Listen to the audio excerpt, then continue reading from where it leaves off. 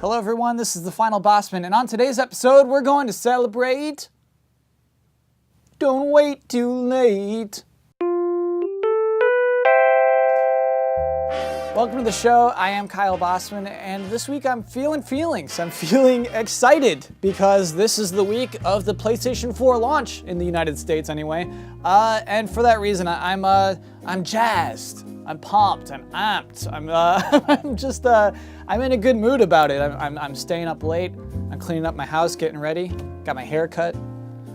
And so this week, the entire episode is just one simple list. My top 4 reasons why the PlayStation 4 might already be great. Number 1, the controller is different. Good job, Kyle. Good reason. Number 2, no, I mean, I mean it. I think that the controller being different is actually a big deal, especially if you look at this historically, because since 1994, the PlayStation controller has largely been unchanged. And so coming into the E3 this year, when the hardware was set to be revealed, I think a lot of us just assumed the PlayStation controller would look the same as it always has. And it didn't, and there's been a lot of changes for the better. Personally, what's most exciting is that it's larger, so it can fit my grotesque American fingers. But also, as we talked about in an earlier episode, it's got triggers now. It's got, the thumbsticks are further apart, so they're not like knocking against each other, and they're indented. And so yes, it is, they're all minute, they're all silly little things that you probably shouldn't care about. But at the same time, yeah, you should care about this thing. You're spending more time with the controller than with anything else. But beyond that, it's an indication that for the first time in a long time, Sony is willing to change. Excuse me, sir. I've changed the controller only slightly. I've made the analog sticks further apart so that when these two are next to each other, your thumbs won't touch each other. Get out of here! How dare you change what has been perfect for us since the year 1994? Number 2, it doesn't care about used games. So this isn't a dead horse jab at Microsoft. I think that I'm still suspicious of, anyway, that Sony at one point did plan to have used games DRM on the PlayStation 4. And I mean, the rumors were kind of leading that way, and Sony didn't have a patent for used games DRM.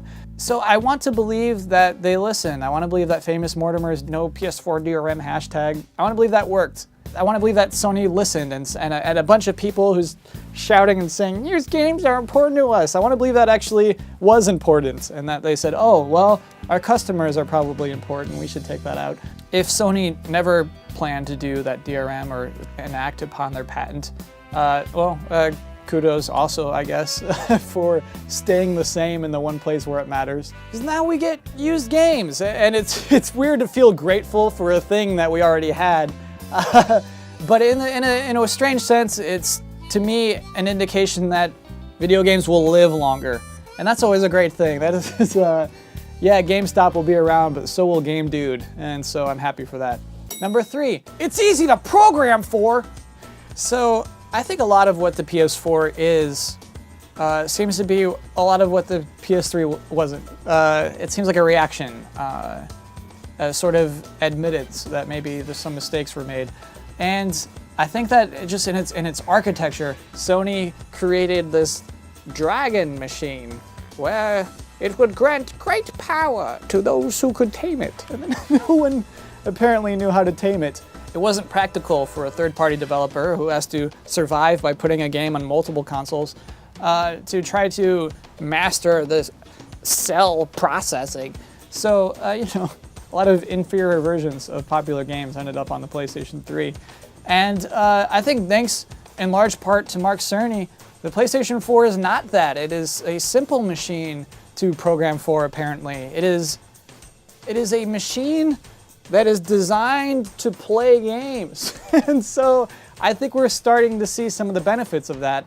Without getting too specific, because I don't want this to be a next-gen showdown video, PS4, we're starting to see some, some improvements over maybe what some other machines are capable of. And I think that's interesting. I think if you said that 10 months ago, that the better version of a multi-platform game was on a Sony machine, that would have sounded crazy. Hello? Call of Duty is 1080p on PS4 and 720p on Xbox One. Who is this? You shut your mouth! And finally, number 4, Kaz Hirai is the CEO of Sony. So, Kaz Hirai is probably the most powerful CEO in the world who knows how video games work. I don't think that should be understated. That's a big deal. This man started at SCEA in 1995 working on games and has since just climbed, skyrocketed up this corporate ladder, just succeeding everywhere. And now he's CEO and president of Sony, the whole thing, as of 2012. That is crazy. That is a crazy thing that this video games guy is in charge. His perspective is trickling down and some smarter decisions are being made about the PlayStation brand. And I think that's why we're starting to see some of these changes I mentioned, and why Shuhei Yoshida is allowed to do whatever the F he wants, and why this smiley American named Mark Cerny is designing the PlayStation 4. Those things are insane, but they're also incredibly smart, and I think that maybe it's because Kaz Hirai is leading this company. It's encouraging because we're in this time when a lot of people would say that the PlayStation 4 is a fiscally irresponsible product, that tablet gaming is where the trends are going and that console gaming will die. Nobody wants that in their living room. It's nice to have a CEO of Sony who knows the value of a PlayStation and understands what console games are about and why we're excited. This excitement wouldn't exist for a tablet. This excitement doesn't exist for tablet games. This website could not exist if all we played was tablet games. This show certainly couldn't. And so, yes, I hope Sony all the best for this launch. It seems like over the course of the past year, they've done so many things right. They've listened and adapted and adjusted. And if it's true, if console gaming as we know it is a doomed business venture, then it looks like Sony's putting up a pretty good fight. It looks like they've constructed a machine that will do a pretty good job, and I'm excited to play it. Sony, great job this year. Thanks for doing all those do's and not doing all those don'ts. Still, the PlayStation 4 will not be great and cannot be great until it has great games, so make sure those are coming. I'm excited for Thursday. Apparently they are. Apparently Thursday night there's gonna be like big reveals. That's what my bosses say. Oh, we got some big reveals, but they don't tell me. Jeff Keighley, he knows all the reveals. He knows all the exclusives for the next 2 years, but they're all locked in his brain. But check that out. I will be watching that, the PS4 All Access Greatness Awaits launch event.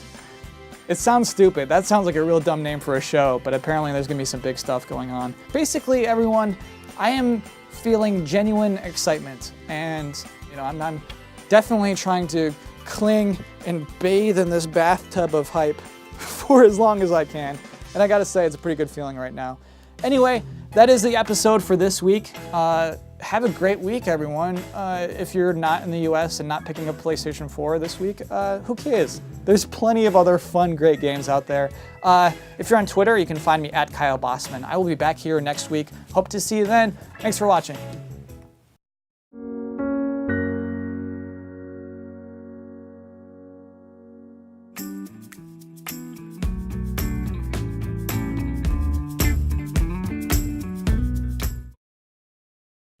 Hello everyone, this is I'm Playing Games at Work, Don't Tell My Bossman. On today's episode, I'm getting tappy with the iPad Air. Let's get started. Welcome to the show. I am Kyle Bosman, and this week I'm pretty pumped because the iPad Air has finally been released. Hello? It's upon us, brothers! Not only is this thing thinner, ooh, it's so thin, it can fit in my backpack. But it's also lighter. Ooh, it's so light, it's gonna float into the sky. And not only that, it's faster, so games will never be the same. I can't wait to see what Clash of Clans looks like on this baby. My face is blowing off. Too much excitement. because tablets rule. Today's list, my top 2 reasons why you gotta get an iPad Air. Number 1, processing power. Did you think about that? Sorry to get nerdy for a second, but this thing can chunk equipment into itself. It is technology to the max. Can you believe that? I have an imagination, don't I? Top-selling games like Backflip Madness and AE's Duck Dynasty Battle of the Beards were gonna change forever, dudes. The experience you have while lying sideways on your couch and watching the crazy ones on CBS will never be the same. You'll be like, why is this so amazing? Is it Robin Williams or is it my iPad Air? I'm sucked into this world. Oh my gosh, there's Duck Dynasty people everywhere. My beard is growing. This is amazing. That is what it feels like, bros. Excuse me, I'm a bro. Oh, I'm sorry to have offended you, sir. I should say. I got voices for days. Number 2, you just feel like you need something.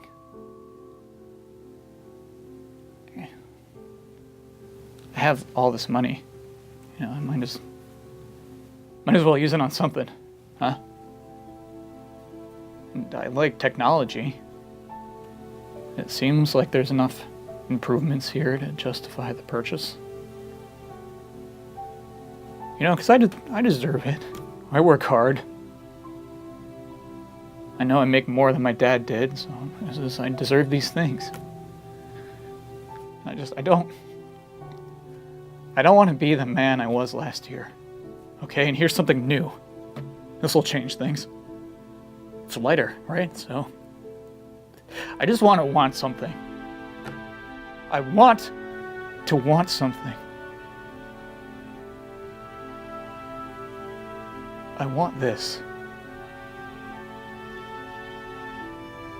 Let me have this.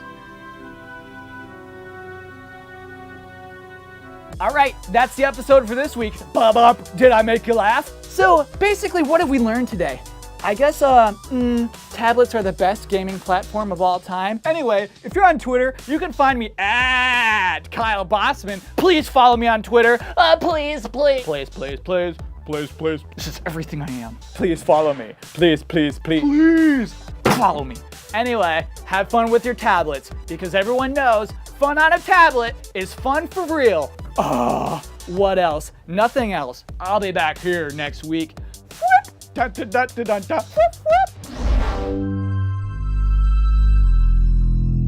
Oh no, there's a string coming out of my ear. What's gonna be on the other end? Oh, it's a balloon. Goodbye, balloon. Too much, not enough.